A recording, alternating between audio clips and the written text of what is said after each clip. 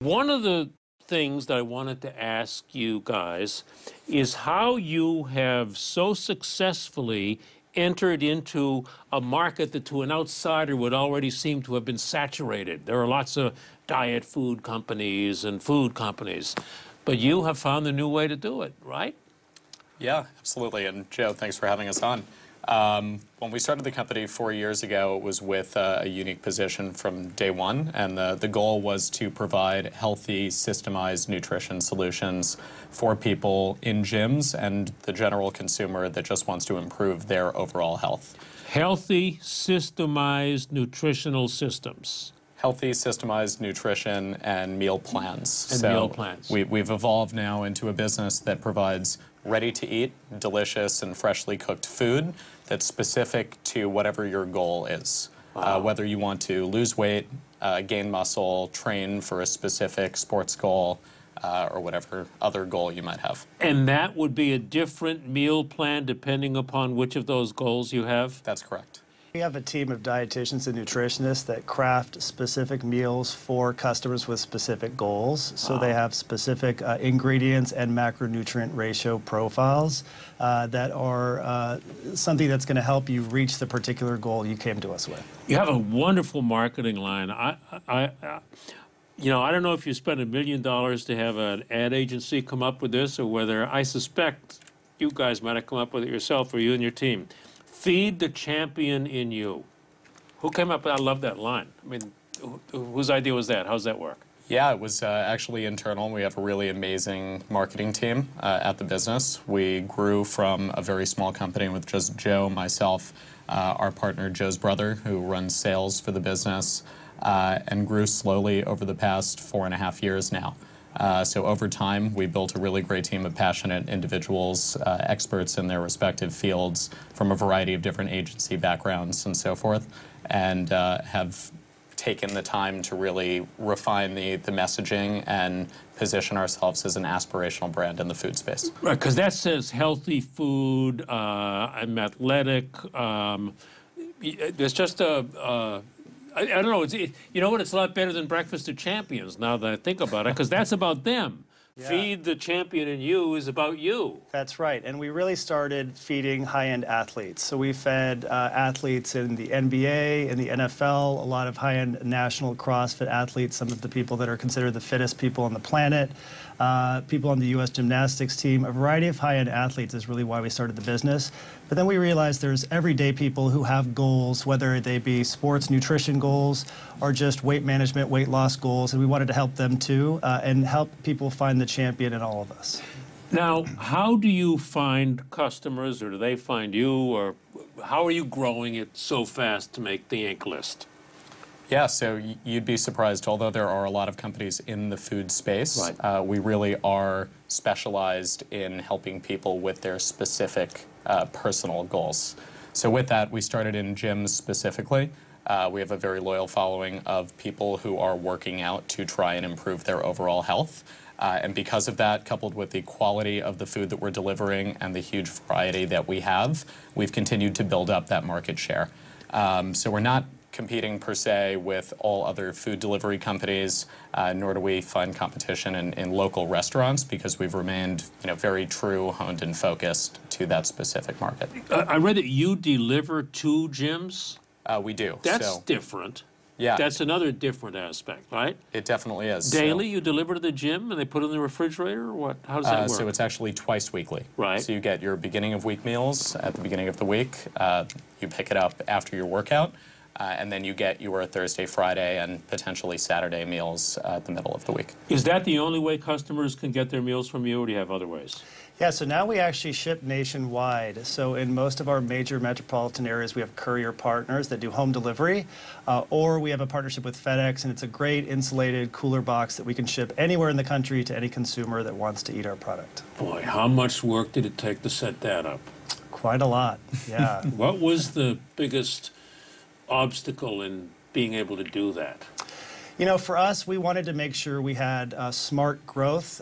Some businesses we've seen grow too fast, and they don't control product quality. So we wanted to make sure we're hiring the right people to cook excellent food and giving customers an excellent experience 100% of the time. And so we had very specific but manageable growth plans that we've hit without looking to grow too quickly at the expense of the experience. Well, that takes a lot of discipline, right? And you've so far avoided that very common mistake. Yes. What advice do you have to other business owners who want to first find some angel investors and then perhaps want to raise some money from outside investors? What did you learn about doing that? Yeah, I would say collectively we worked really hard to build the business with very limited resources in the beginning and remain very true to that focus when we were raising funds from outside parties. So we've kept the business very lean and continued to do so even now that we're funded, and have really just fought to continue to grow and cement ourselves into a position that was sustainable and prove the business model prior to raising the funds. So then are you saying that what investors want, I don't want to put words in your mouth, but it sounds like you're saying they want to know that you've never wasted money and you're probably not going to waste theirs, and that the business is actually increasing now. It's not just an idea. Sounds like the perfect investment. Right. Right. Where do you go next? So we are about to launch a second facility in Los Angeles, which we're very excited about, and we have aggressive expansion plans for the California market. I'm from California, so I'm excited to go and bring our product there. I know there's high demand for it, and we're going to be continuing to expand our gym partnerships and our office partnerships nationwide to bring these convenient, healthy meals to everybody across the country. Now, when you say you'll open a facility, a kitchen, what do you mean by a facility? A kitchen and sales office? That's correct. Do you pay the gyms a commission, or do they pay you? How do you get the gyms to be your drop-off points? Yeah, it's a great question. So every gym relationship is different.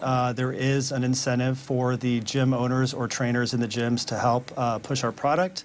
But for the most part, they push it because they're wanting to help their members. So the compensation they get is very small relative to the benefit they get from giving customers a nutrition solution and allowing them to focus on training and exercise, which is what they're good at. Now, do you go around and make sales calls to gyms in person, or do you try to reach them online? How do you get the gyms on your side? Yeah, we actually have a sales team of 10, and so we have a sales manager in every region, and they go around and interface with gym owners and sign up new accounts as well. You have 10 staff, full-time salespeople? That's correct. Wow.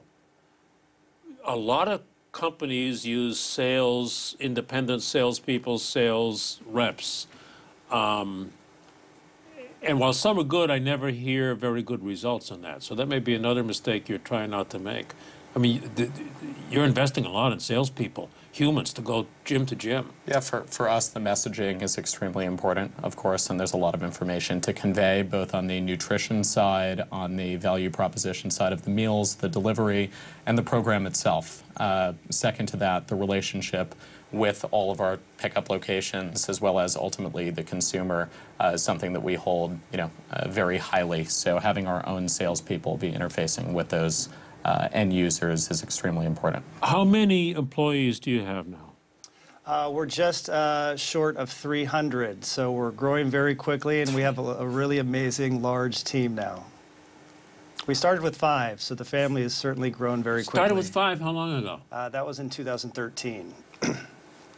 I'm thinking of some well-known struggling food kit companies guys could buy and fix. It's a great point. And, people don't want to cook. So a lot of these meal kit businesses, make you cook the food. And only 10% of Americans, according to HBR, actually want to cook. People want a prepared, convenient solution. They're busy. They want to know that what they're putting in their body is great, but they don't want to spend an hour cooking it every day. And that's where Kettlebell Kitchen comes in. Because you don't, well, it's not served hot. It's not delivered hot. Yeah, ours is delivered ready to heat and eat. Ready So to heat and eat. Oh, don't cook, just heat. Yeah, we have amazing plant fiber containers that you can put in the oven, heat in 10 minutes in the oven, or in the microwave in 3 minutes. Greg, did you start a restaurant or did you own a restaurant on Long Island? Yeah, so prior to starting Kettlebell with Joe and Andy, I was in the restaurant field. I started working in restaurants as a chef, or cook at that point rather, when I was extremely young. So when I was 10 years old, I started working in restaurants. Over a couple of years prior to starting the business, I had the opportunity to open a variety of different chains, different brands, and ultimately restaurants in New York, California, and a variety of other locations. And then just before opening Kettlebell, started my own restaurant in Southampton called Aurea, where we actually got a 3-star review in the New York Times. Is it still there? We actually just closed this past weekend. So, for the season or permanently? For the season, but it's been a 3-year run now, so we'll see what happens this coming year. But you run that? You own it and cook there? I own it. I don't cook there anymore. Okay.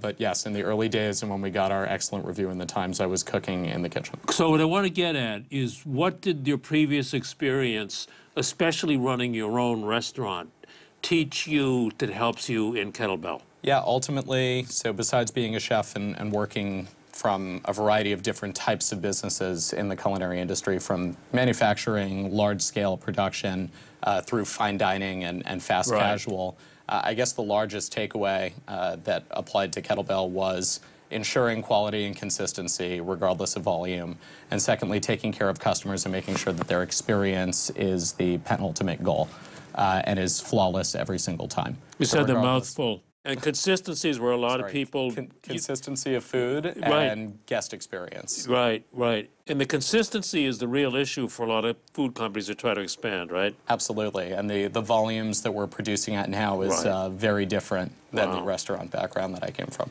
And Joe, what in your background brought you to this point to be so successful with Kettlebell? What did you used to do? Well, I was a Black Hawk pilot and captain in the Army, and I'd learned to lead people. So I had amazing soldiers that worked for me and worked with me. And it's really all about trusting people and empowering them to be successful in their jobs. And I think my Army experience doing that really helped grow this business. Leading people. Yeah. And then you could lead them in either military ops or food prep. Lead them in anything, right? That's right. You use some of those same skills? I certainly do. It's about educating people, it's about caring about people primarily, and it's about not micromanaging them and allowing them and giving them the tools they need to be successful, and understanding each individual person's strengths and weaknesses, and putting them in a position to utilize their strengths. And how did the name Kettlebell Kitchen be chosen? What's that name mean?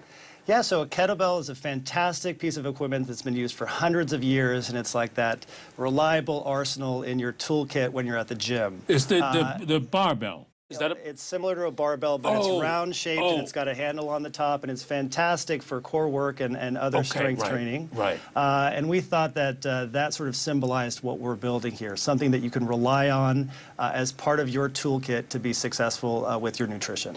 Well, congratulations on your fantastic growth with 300 employees and new kitchens and customers all over the country. Great to meet you guys. Thank you. Well, thank you. Thank you very much. Fantastic to meet you.